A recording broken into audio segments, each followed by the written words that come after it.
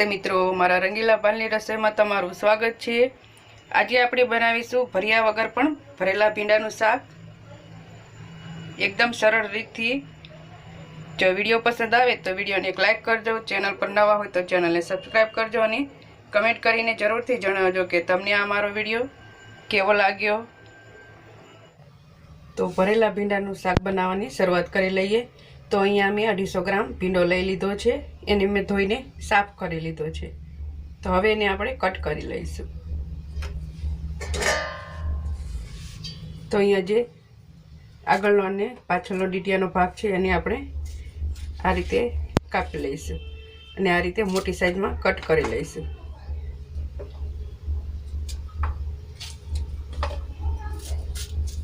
નાની સિંગો છે એની આ રીતે મોટી સાઈઝમાં આપણે કટ કરી લઈશું અને જે મોટી છે એને આપણે વચ્ચેથી બે ભાગ કરી લઈશું। તો આ રીતે આપણે બધા ભીંડાને કટ કરી લઈશું।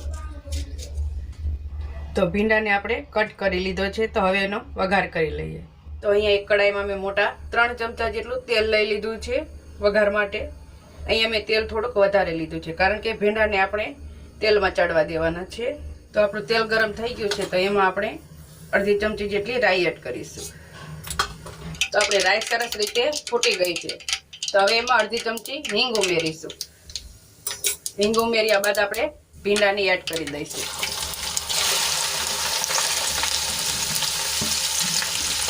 હવે ભીંડાને એડ કર્યા બાદ આપણે તેલમાં સરસ રીતે એને મિક્સ કરી લઈશું। ગેસની આંચ આપણે ધીમી રાખવાની છે। હવે તેલમાં સરસ રીતે મિક્સ કર્યા બાદ ઢાંકણ ઢાંકીને આપણે 8 થી 10 મિનિટ સુધી ધીમા તાપે આપણે એને ચડવા દઈશું। આપણો ભીંડો ચડે ત્યાં સુધી આપણે એનો મસાલો તૈયાર કરી લઈએ। તો ભીંડાનો મસાલો બનાવવા માટે મેં અહીંયા 3 ચમચી સિંગદાણા લઈ લીધા છે, અધકચરા ક્રશ કરી લીધા છે, એક આપણે બાઉલમાં એડ કરી દઈશું। અને 2 ચમચી તલનો ભૂકો લઈ લીધો છે, એ પણ અધકચરા મેં ક્રશ કરી લીધા છે। તો 2 ચમચી તલનો ભૂકો લીધો છે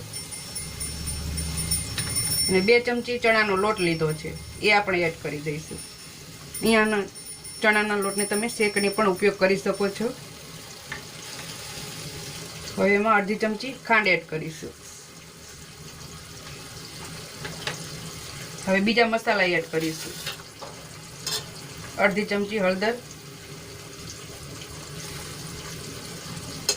2 ચમચી જેટલું ધાણાજીરું પાવડર। અહીંયા ધાણાજીરું પાવડરનો આપણે વધારે ઉપયોગ કરીશું કારણ કે એનો સ્વાદ ખૂબ સારો આવશે। અડધી ચમચી ગરમ મસાલા પાવડર, 2 ચમચી લાલ મરચું પાવડર,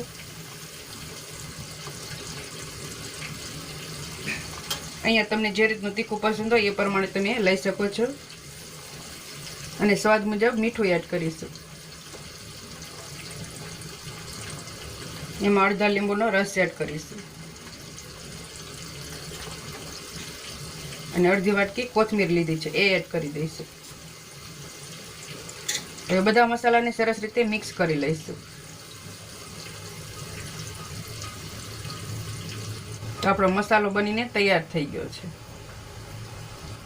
તો 8 થી 10 મિનિટ જેટલો સમય થઈ ગયો છે અને આપણા ભીંડા સરસ રીતે ચડી ગયા છે। તો હવે એમાં આપણે મસાલો બનાવેલો હતો એ એડ કરી દઈશું।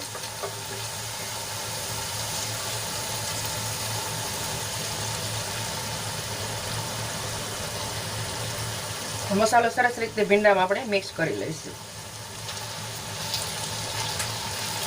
ગેસની આંચ આપણે ધીમી રાખી છે।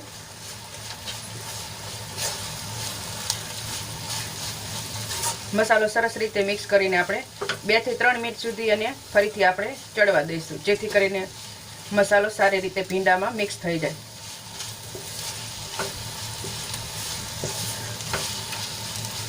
તો હવે એને ઢાંકીને આપણે 2 થી 3 મિનિટ માટે રહેવા દઈશું।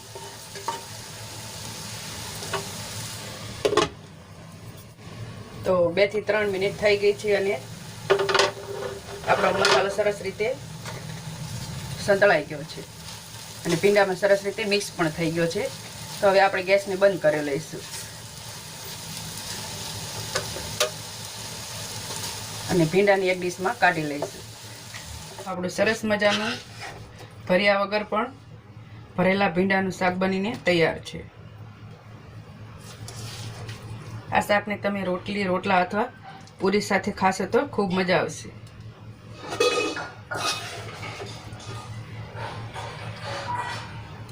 તો આપણું સરસ મજાનું ભરેલા ભીંડાનું શાક બનીને તૈયાર છે. જો વિડીયો પસંદ આવ્યો હોય તો વિડીયોને એક લાઇક કરજો. ચેનલ પર નવા હોય તો ચેનલને સબસ્ક્રાઈબ કરજો અને કમેન્ટ કરીને જરૂરથી જણાવજો કે તમને મારો વિડીયો કેવો લાગ્યો.